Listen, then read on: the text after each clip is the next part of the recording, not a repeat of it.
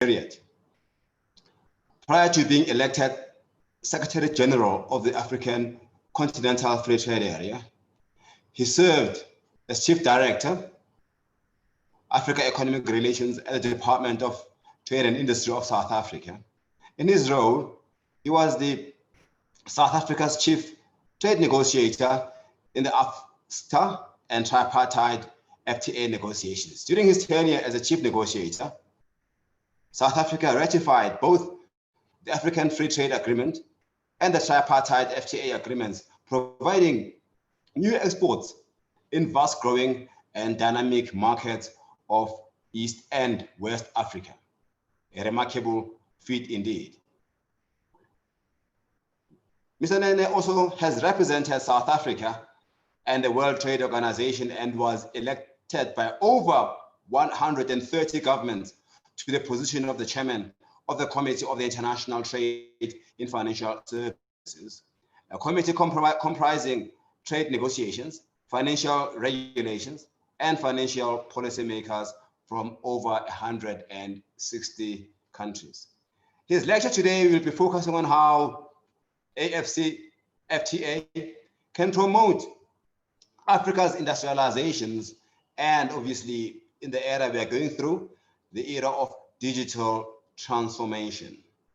With his extensive experience in international trade context, I'm sure that His Excellency will provide invaluable insights today as to how to unlock Africa's potential through building a stronger trade routes within intercontinental trade routes, and how to allow for the sharing of innovations and technologies in this era of exponential.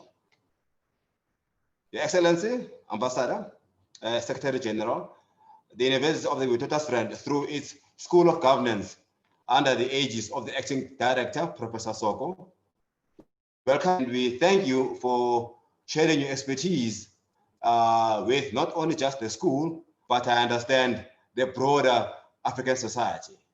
On behalf of the University of the Witwatersrand, as the Vice Chancellor designate, I hereby welcome you to WIT. As just to repeat again, bienvenue ici de votre Excellence. Je voudrais remercier de votre présence ici. J'espère, mon frère, les autres Africains, ils prendre de votre présentation bénéficiale.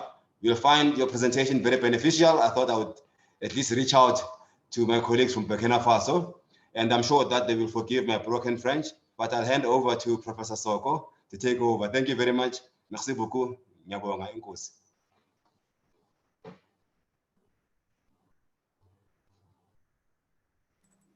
Thank you very much, Vice Chancellor, Designate Professor Zeblon Vilagazi. We appreciate your time, and thank you for those wonderful opening remarks.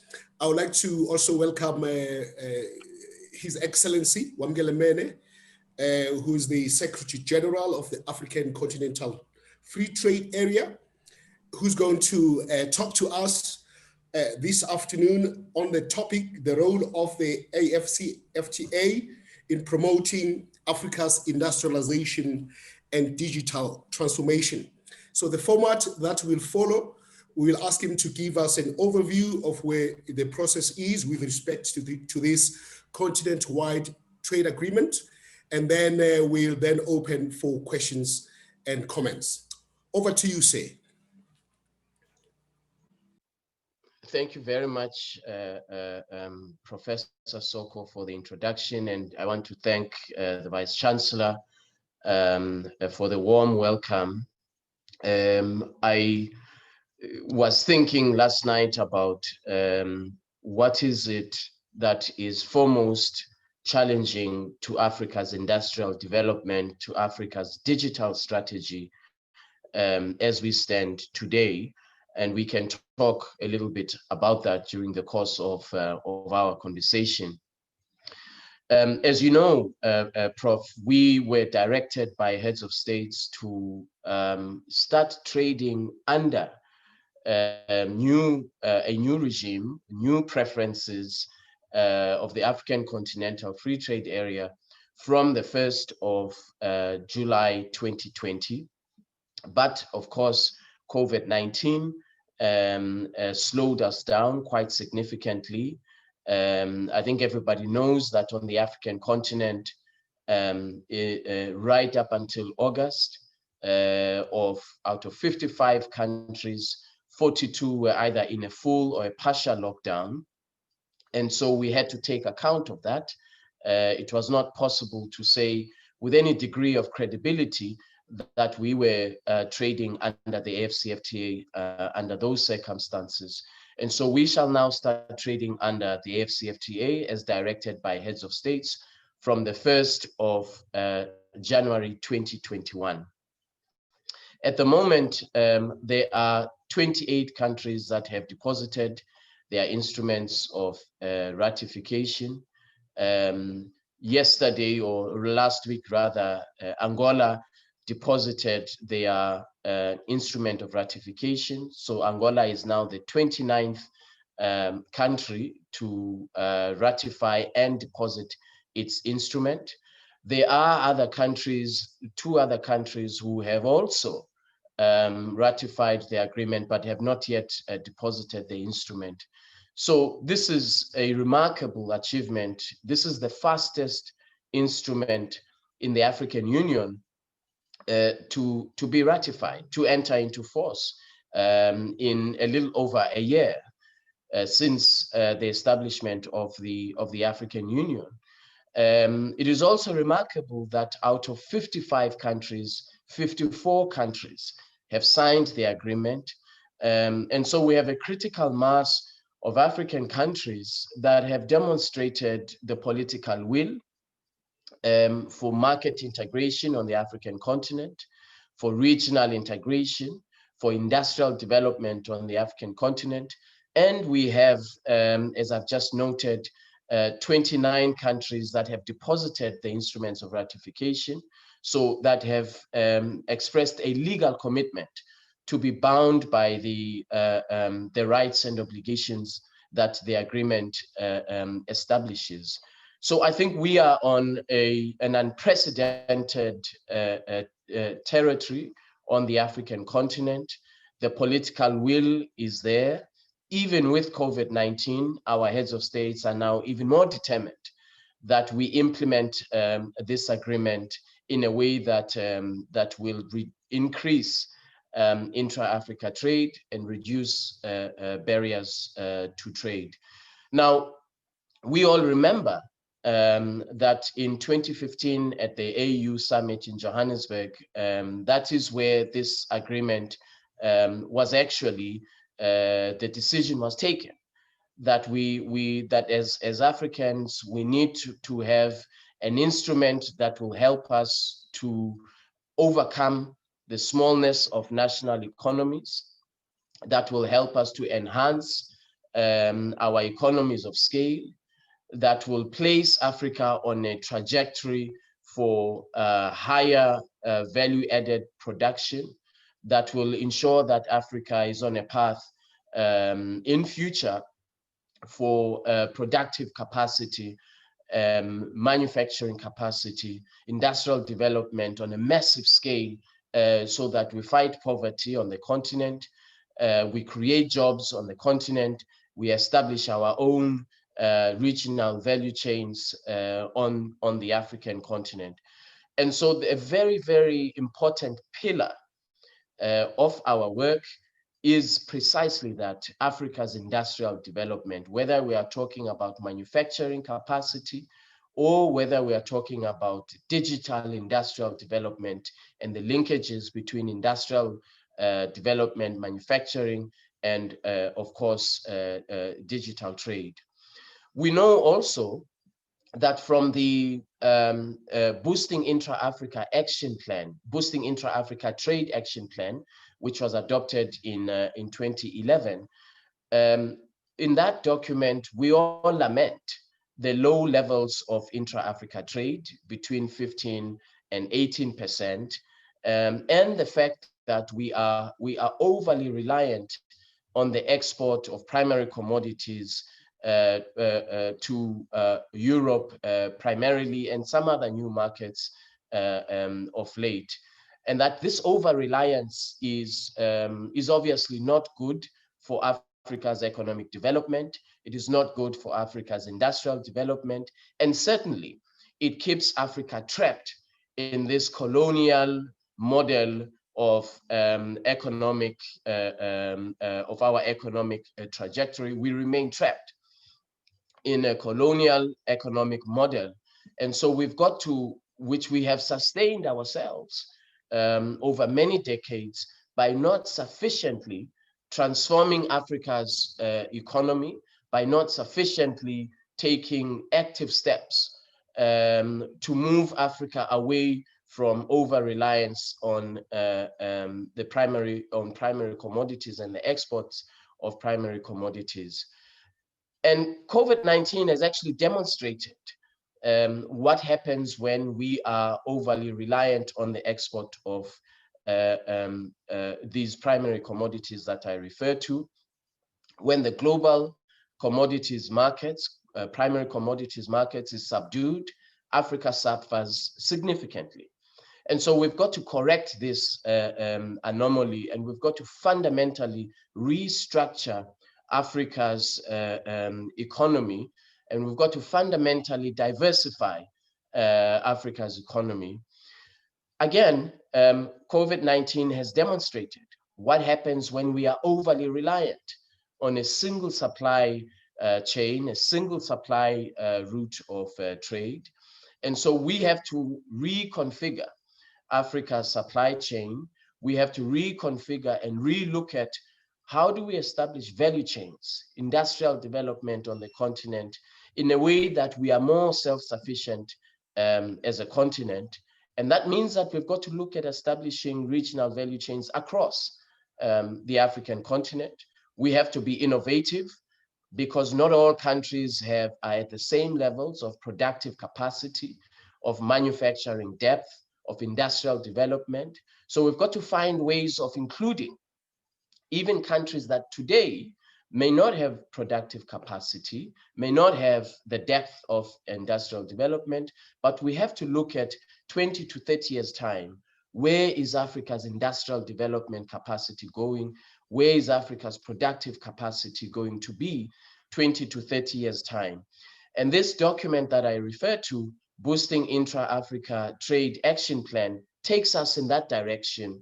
But as the heads of state noted, you need, in addition to boosting intra-Africa trade action plan, you need a free trade instrument that will complement this boosting intra-Africa trade action plan, complemented by reducing barriers to trade on the African continent, by eliminating non-tariff barriers, and certainly by eliminating intra-Africa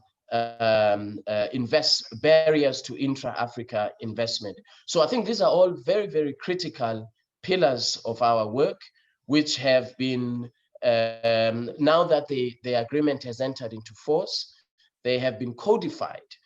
These objectives and these pillars of our work have been codified by the African Continental Free Trade Area. And so I look forward to very, very challenging times ahead for us, all of us as Africans. But I know that we have the support of the entire continent as a secretariat. We have an unprecedented level of goodwill across the African continent. Everybody wants to see Africa industrializing. Everybody wants to see a digital economy on the African continent, and everybody wants to see the African continent leapfrogging into the fourth industrial revolution. And we know that these things are already happening. We know that on the African continent, there are countries where people who export their products are using digital platforms to access markets in Europe when they are in a village. So you can already see that digital technology and the way and the potential for digital technology to transform Africa's industrial development trajectory in a manner that we would be 10 to 15 years down the line, provided we are disciplined enough, that we will see benefits. So I thank you very much for the opportunity for these opening remarks, and I look forward to the conversation. Thank you very much, Ambassador Mene. Perhaps the first question to ask concerns the Secretariat itself that you heard. A lot of people would be interested to understand what specifically the role of the Secretariat is, what kinds of capabilities does it require to carry its work effectively, and what powers or authority does it have in vis-a-vis the various states in terms of ensuring that they implement their obligations? So the Secretariat is modeled on the WTO in terms of its functions and its mandate. Implementation of the agreement and the obligations that arise from the agreement are at the level of member states. So that is individual countries, individual state parties. They are the ones who implement the agreement. If you are a customs union, the customs union implements the agreement. Our mandate is to help and to assist member states to implement the agreement, to live up to their obligations under the agreement, and of course, to do more specific technical work. For example, to provide technical and capacity building, to establish the institutions that are required for implementation of the agreement, institutions such as the dispute settlement body, which we have to operationalize as the Secretariat.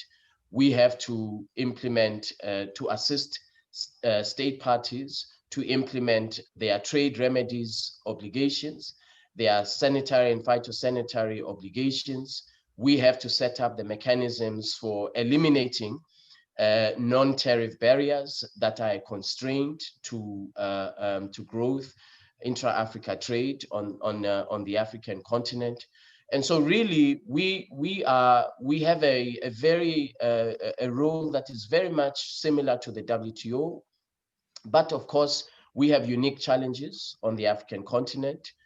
One of those unique challenges is how do we prevent transshipment of goods from third parties?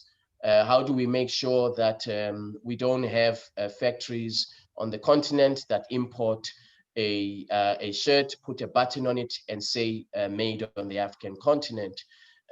So the Secretariat has a unique mandate in that sense of working with member states to enforce rules of origin, to make sure that we do not create, that implementation of this agreement does not create loopholes for third country products to displace the local market.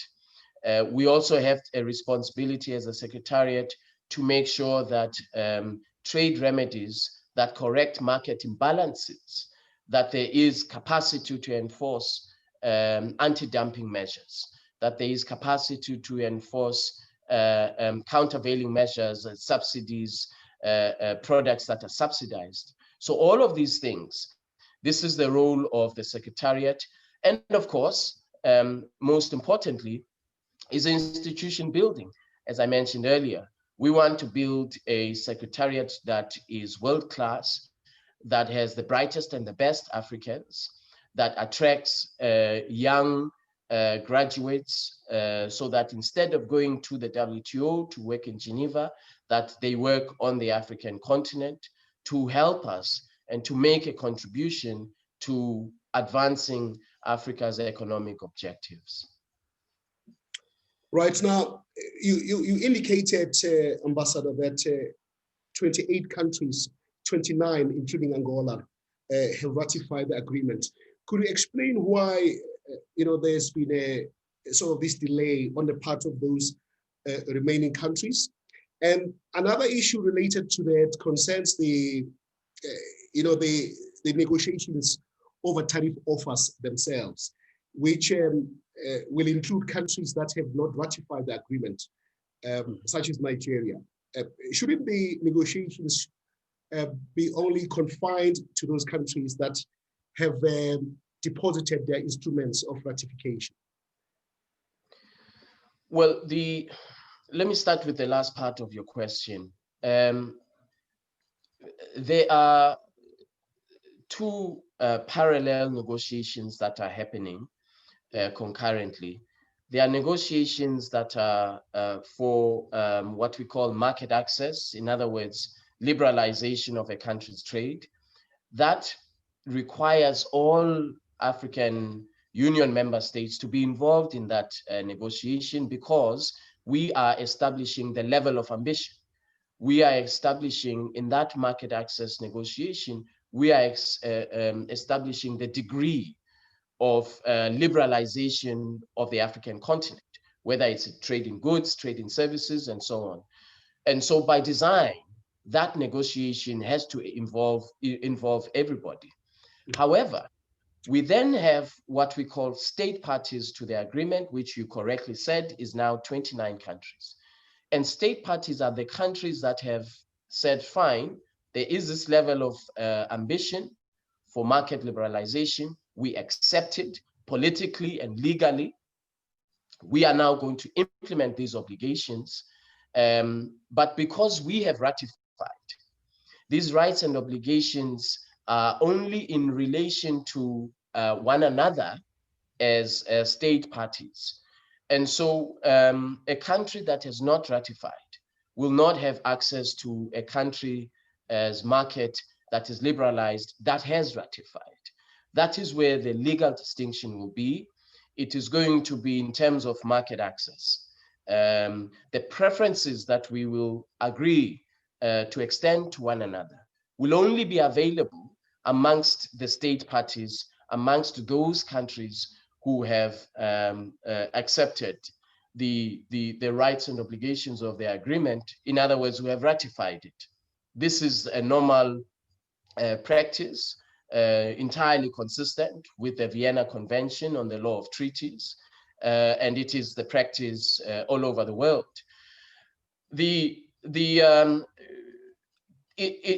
Countries have different requirements for ratification. Domestic processes are different from country to country for what you have to do in order to ratify, in order for your parliament to give you authorization to deposit the instrument of ratification. On the African continent, as you know, 5 regions, 5 different legal systems, different languages. So we have different ways of getting to the point of depositing an instrument of ratification. So I'm not very worried about the legal process, about the domestic process that countries have to follow, because they have to do that anyway as a matter of domestic law. Where we have a role to play as a secretariat in moving the ratification forward is in addressing some of the specific concerns that have been expressed to me. For example, there are countries that say rules of origin has got to be robust enough that it prevents transshipment of goods from third parties. And there are some countries who have not ratified because of that, because in their view, they don't think that they have sufficient safeguards against transshipment of goods. My view is that all of us negotiated this agreement together. All 55 of us, we negotiated the safeguards that exist in the agreement to prevent transshipment. And so we have had to provide assurances about what we are going to do to implement those safeguards to prevent the transshipment of goods, to prevent shirts from coming in from other markets, putting a button on it saying made in the AfCFTA, displacing a local market. We've got to take active measures to prevent this transshipment that I talk about. That means that our enforcement capacity for customs authorities has got to be improved. It means that we've got to make sure that we prevent fraudulent invoicing, we prevent under-invoicing, all of these things that whose genesis really is rules of origin and adherence to our rules of origin regime is something that all countries that I have heard this concern being expressed. And this is even amongst countries who have already ratified the agreement. This is a matter of real concern. The second issue that has been expressed to me about why countries have not ratified is there is a concern that once you start liberalizing and reducing tariffs, some countries will suffer in the sense that they will see revenue forgone or revenue shortfalls as a result of reducing tariffs. This is, of course, in the short term. And we are working actively with AfCFTA to develop an adjustment facility. And this adjustment facility will be targeted, or rather will be available to countries that will be able to say, look, I'm experiencing revenue shortfalls as a result of these tariff reductions. Over 5 years, these were my budget projections, but now I'm losing 5% in a certain sector per year. And so we will then find a modality to not to compensate. It's not going to be a direct deposit into a country's central bank, this facility. We will look at productive sector investment through this adjustment facility. You will be able to say my textiles and clothing sector is suffering. We then find a way of enhancing investment in capital machinery, in goods, in your productive sector so that you are more competitive. This is how we're envisaging this adjustment facility to assist countries that will experience these revenue shortfalls. And so with these two factors, the adjustment facility, enforcing our customs procedures, enforcing and improving our capacity to protect the borders of the AfCFTA. Of course, it's going to take a long time, but we've got to do it. I believe that some of these concerns have already, been addressed. But I think also a solution really lies in the point I made earlier. We've got to look at tariffs not as a revenue collecting tool, but as a tool of industrial development in the long term. That's where we should be looking. That's how we should be looking at tariffs. Same thing with with rules of origin. We've got to look at rules of origin, not just for the prevention of transshipment, which is a technical exercise, a very important technical exercise, but we've got to look at our rules of origin regime once again as a tool for Africa's industrial development. We've got to make sure that the sugar that today comes into some countries on the African continent, raw sugar, what is it that we need to do to process that sugar? So we are now talking about agro-processing. The leather that we export to some countries in Europe for processing, what type of productive and industrial development interventions can we make to make sure that agro-processing makes a contribution to boosting intra-Africa trade? So that our rules of origin regime, we see it in the context of fostering industrial development on the African continent. And Professor, it's not going to be easy. It's going to be extremely difficult. It will require discipline. It will require that for many, many years to come, we adhere strictly to an industrial development action plan, where as Africans, we identify 3-4 value chains that we focus on, along with investors, that we focus on for productive sector investment, for massive industrial value chains across the African continent. And this is nothing new. It's not reinventing the wheel. It's been done in other parts of the world. We know that today Singapore contributes over 3% of global trade and over 3% of global trade and output, single country. And they did it over decade after decade of industrial development, implementation of their action plan.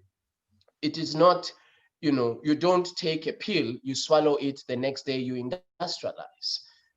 you've got to be very disciplined about implementation of an industrial action plan. And I think we can do it. I believe we can do it. All right. I have a question from Saiseka from Rhino Bros Biotechnologies. It's an important question. He wants to know, how a small business such as his would benefit from a trade agreement such as this one, because we know, Ambassador, you know as well as I know, that it's, invariably it's big businesses and big companies that benefit from these trade agreements. Small businesses, they don't know about them in the first place. And secondly, they don't know how to access the various opportunities that these trade agreements provide. So that is the question from Saiseka. And then I'll take another question from Mashaba, who's asking about digital transformation. And is asking, if we all want Africa industrializing with digital transformation, where should we start? What is the culture needed for digital transformation? Over to you. Thank you very much. So during my swearing-in statement, I mentioned on the 19th of March that if this agreement benefits only the big African multinational corporations, which it should, but if it benefits only the big multinational corporations, only MTN, only Zenith Bank, where I'm very good friends with both of them, and does not benefit small, medium enterprises on the African continent, does not benefit women in trade, does not benefit young Africans in its implementation, we will end up with where the United States was about 10 years ago, and where some countries in Europe were about 10 years ago, where the populations, the citizens of these countries were saying, but these trade agreements don't benefit us. They benefit only the elite, they benefit only the big corporations, and they take jobs away, which is what gives rise to what we have seen as these far-right fundamentalist fascist regimes that come and say, well, globalization has not worked. Free trade agreements benefit only a few. We as a fascist right-wing party offer solutions, and we offer solutions that will make you feel good today. You will feel very good today because it sounds nice to say we reject globalization, we reject free trade agreements, but you don't really have a plan for how globalization and free trade should be inclusive in its benefits. So the real challenge, I think, for us is how do we make sure that we have inclusivity in implementation of this agreement? So we now have a unique opportunity because we have digital platforms that we are going to introduce as a secretariat, a digital platform that will connect small, medium enterprises in Ghana, where I'm sitting today, with a small, medium enterprise in Kenya. So that the big challenge that most medium enterprises have, they have the idea, they have the business plan. This agreement opens a new market, but how do I access that new market? I've never been to Kenya. How do I get connectivity into that market? So our role as a secretariat will be leveraging on the liberalization that the agreement fosters. How do we make sure that there is real connectivity in the private sector, whether it is big private sector or small, medium enterprises? How do we create the platforms for connectivity? How do we create a digital market, a digital AfCFTA market, a digital made in the AfCFTA market, so that using these technologies, these e-commerce enabling platforms, we're able to connect, and we're already in conversations with private sector about that. And in the next 6 to 9 months, we will roll out these digital platforms. these AfCFTA digital platforms for enabling small, medium enterprise connectivity across the African continent. Second, we are working once again with AfCFTA, and I'm very grateful to AfCFTA for their support, to establish a pan-African payments and settlement platform, a digital platform for payments, so that if you are in Ghana and you send your CD to Uganda, today you will have to convert the CD to the dollar, undertake the transaction. They receive the funds in US dollar. They then have to convert it to the local currency, Ugandan shillings. So you can see the cost involved, particularly if you are a small, medium enterprise, because typically there's an intermediary bank that does the conversion for you. And so you can see the cost involved. So the platform that we are working on with AfCFTA will eliminate the need for US dollar convertibility or euro convertibility.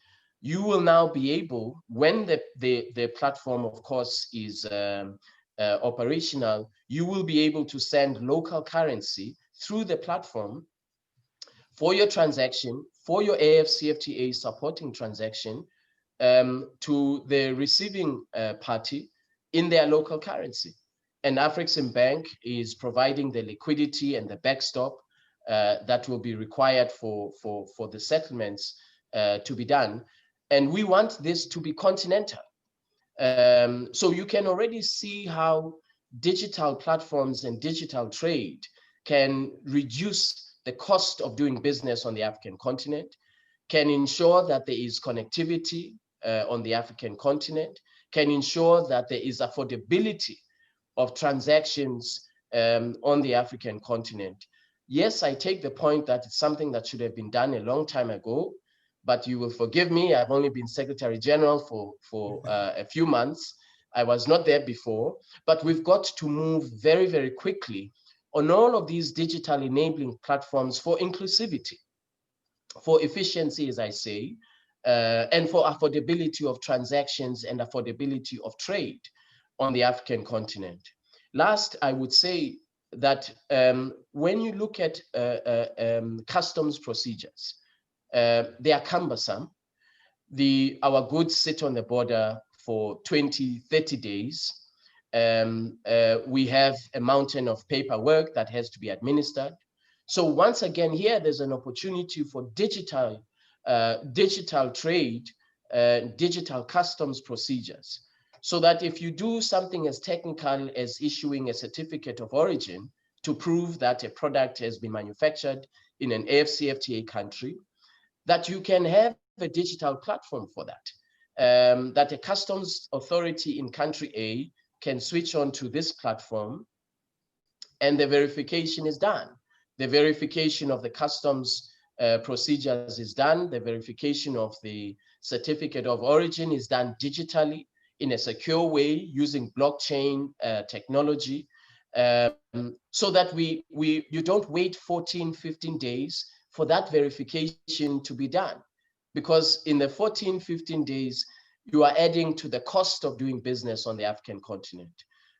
So we will work together with customs authorities to make sure that we have a platform that is secure, that as customs security authorities, they have confidence in its security, but more importantly, so that exporters and traders are able to access in real time a single window for customs procedure, a single window on a digital platform. So these are all the ways in which we can make trade on the African continent more efficient using digital platforms. All right, thank you. I've got a question from Professor Pandi Pillay, yes, from the Wits School of Governance. And the question is, as we move towards acceptance and implementation of the agreement, what lessons are there to be learned from the experience of the regional economic communities where free trade has not always and everywhere been a great success? Also, given the 20 to 30 year time frame you have outlined for African industrialization, how will small economies be protected against or compensated for imports from South Africa, Nigeria, Kenya, and other large economies? And I'll take another one, if you don't mind, Ambassador, from Dr. Garth Lipierre. What is the role of the regional economic communities in the agreement? What confidence is there that they will be building blocks in the CFTA process, given their inability to advance the Abuja agenda towards establishment of the African Economic Community under the Abuja Treaty? Over to you. The Abuja Treaty sets out a linear model of integration for the African continent. So we have to build on the progress that has been made by the regional economic communities themselves.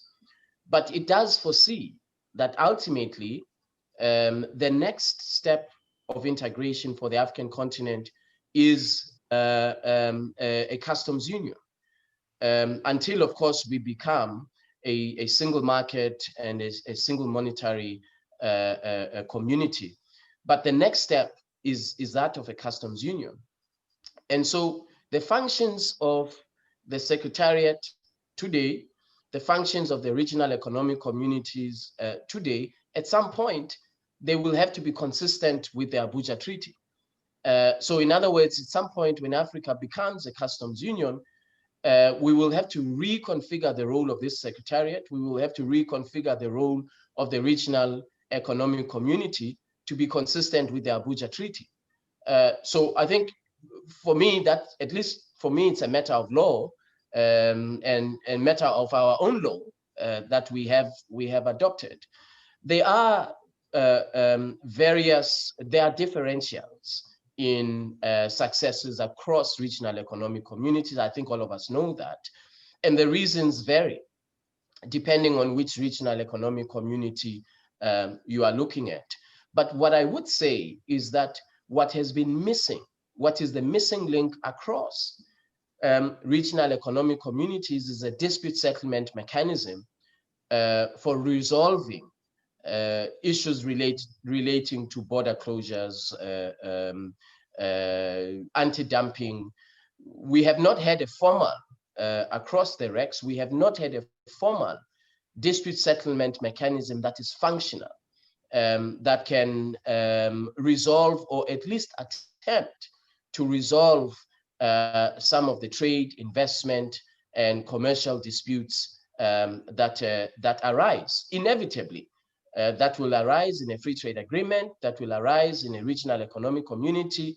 And so then the most important segments, the private sector, then lose confidence in the regional economic community itself, because it doesn't solve problems, because goods sit on the border for 20-25 days, and there's no legal recourse. I'm not for a moment suggesting that it's going to be easy. What I am saying is that we now have a legal framework, legal recourse for resolving some of these problems that, in my opinion, have contributed to perhaps the REX not being as effective as they can be in some cases. So we've got to, we have to have a robust application of our own rules, consistent with the protocol on dispute settlement of this agreement. If we want the private sector to take us seriously, if we want traders to take us seriously, and if we want the small, medium enterprises that we were talking about to take us seriously, we've got to apply the rules. If you apply the rules, you need a legal platform to do that. And we have done so. We have established a dispute settlement mechanism for that purpose. Second, what we need is a customs enforcement capacity that will make sure that goods actually do transit. So we need a rapid response team for customs authorities intervention. If a country says, yes, we have ratified the agreement, we will allow these goods to come in, but they sit on the border, we have to know why. Why are the goods sitting on the border when actually you have committed to release those goods within a specified period of time in accordance with the agreement. So we have to have a more interventionist, particularly from a customs point of view, a more interventionist approach, consistent with the agreement, consistent with the rules that we have agreed to. We're not going to give ourselves authority that we don't have, but we will work with member states to enforce the rules that they have negotiated, that they have agreed to make sure that that the borders are open. So I don't want to create the impression it's going to be easy. It's going to be difficult, but it has to be done. If we want this agreement to boost intra-Africa trade, we have to live up to our own commitments for market liberalization on the African continent. There are countries that will be immediate beneficiaries of this agreement from a productive capacity point of view, from an export capacity point of view. There are countries, Morocco, Egypt, South Africa, Kenya, Ghana, a few others who already have the productive capacity to take advantage of the new markets that this agreement opens. As I was saying earlier, the real challenge is how do we get countries that today don't have that productive capacity? So we've got to reconfigure a value chain, establish a value chain on the African continent such that there is space for all countries. Let's take automobiles, for example. We know in manufacturing of an automobile, there are over 30,000 components. Some of them come from agro-processing. How do we get countries that have a capacity to process leather to be part of an automobile's value chain? We know that under AGOA, there are vehicles that are being exported from South Africa to the United States, and that Lesotho is part of that value chain. That, of course, it took a long time to establish that regional value chain, but the point is, it is possible to do it. It requires discipline, it requires determination, and it requires that you adhere to your own rules for industrial development, to your own rules for market opening, to your own rules for enabling investors to establish on the African continent. I am in conversations right now with a global, one of the leading global auto manufacturers in the world. And they say to me, there's no reason why we cannot shift our production structures, production of components from Southeast Asia, wherever, to the African continent when this agreement is effectively implemented. And we know, they say to me, we know that that there are countries such as Kenya, Ghana, Uganda, Rwanda, who have an auto strategy. But they say we also know that there are countries who are well endowed in terms of resources, well endowed in components that we require to manufacture these vehicles. And so we would want them to be part of this value chain. But this is not going to happen by chance. It's not going to happen on its own. We have to establish the right frameworks for these industrial value chains to happen. We have to make sure that we sit around the table, governments, the Secretariat, and investors, and identify these value chains and identify the countries where we can source certain components that become part of an AfCFTA regional value chain. So it is possible to do it. It just takes a lot of effort, a lot of discipline, a lot of hard work. It's been done in other regions of the world before. If you look at Southeast Asia as a model for establishment of regional value chains on the back of a trade agreement, we know that it's possible. If you look at the East African community as a model for establishment of regional value chains, we know that it's possible. So I'm not saying something that is revolutionary or that is new. I'm simply saying that we look at models that have worked and we roll out those models across the African continent, that is how you get the continent to industrialize on a massive scale over a sustained period of time. And those countries that today are not industrialized have an opportunity to enter the value chain, and over time to advance on the value chain. And I mentioned the adjustment facility, which is a short-term measure, whilst countries are adjusting and to the liberalization commitments of the agreement. All right, we are moving towards closure. But I have two more questions, or at least three questions. One from Catherine Makokera. Catherine, what will be the role of the AfCFTA Secretariat in working with other AU bodies and agencies in pursuing industrialization? And what will be the specific role of the Secretariat in this regard? Another question, perhaps you might want to answer, Ambassador, is concerns, the Trump administration has been negotiating an FTA with Kenya. Perhaps you could comment on the status of that and how that will affect, the continent-wide effort.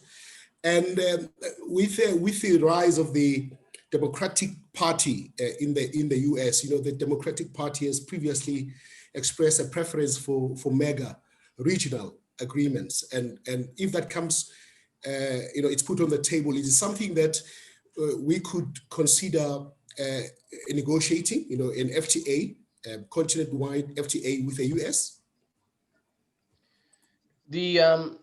Negotiating a continent-wide FTA or as a continent is a decision of heads of states. They would have to decide whether they want to do that or not. But of course, we're not a customs union, so there would be some legal questions there that arise, and some technical questions about how you do it if you are not a customs union. But anyway, the real the main point is that it's a political decision that will rest with the heads of states. Yes, Kenya is in a negotiation with the US. I don't know the current status of that negotiation.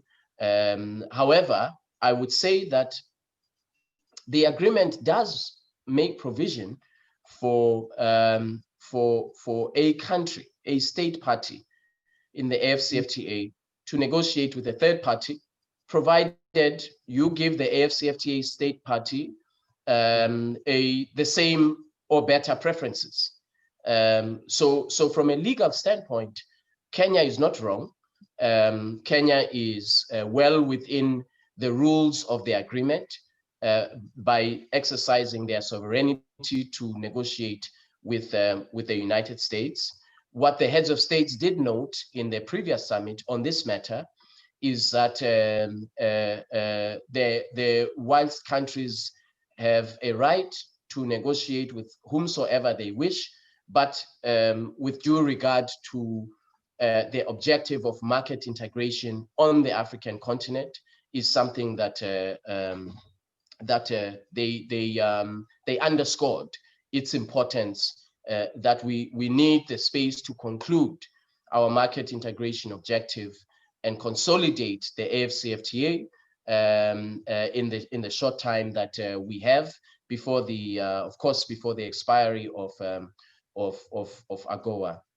Now, in respect of the role that we play as a Secretariat, Industrial Development, we work with everybody. I have been in conversations 2 or 3 times with NEPAD, particularly on how we can collaborate on industrial development and come up with an action plan. The DTI at the African Union, the Department of Trade and Industry of the African Union, will continue to be the policy lead on industrial policy. There are other very important stakeholders, such as UNECA, the private sector, of course, that we have to work with as we talk about implementation of industrial development action plan on the African continent. So certainly we have to take a very, very collaborative approach, even in the area, as I mentioned earlier, even in the area of digital industrial development. You will know that the African Union has a digital transformation strategy, and that by the year 2030, we want Africa to be a digital single market.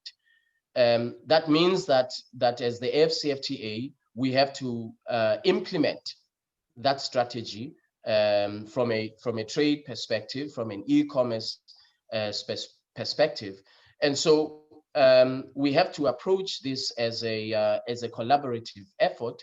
It is not just the Secretariat alone.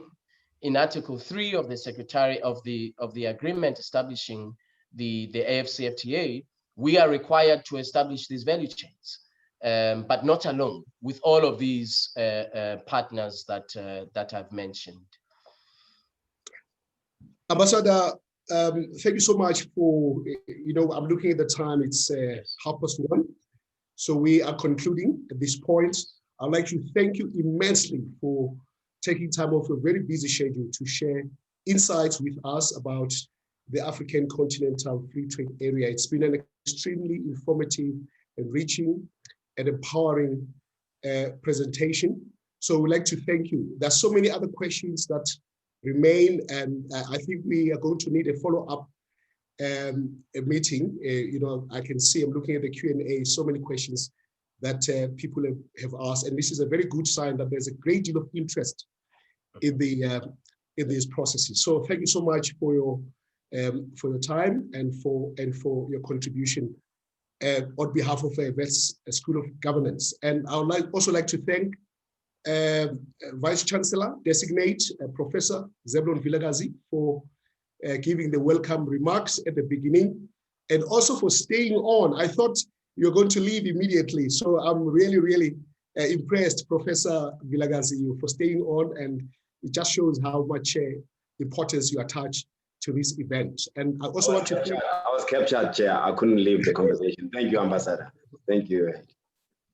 And I would like to thank also the people who work behind the scenes who have put this successful event together, from the Wits School of Governance, Lirato and Kemantha. And I want to commend you for such a fantastic work that you've done in putting this together. And I would like to thank everyone who also attended this event and participated.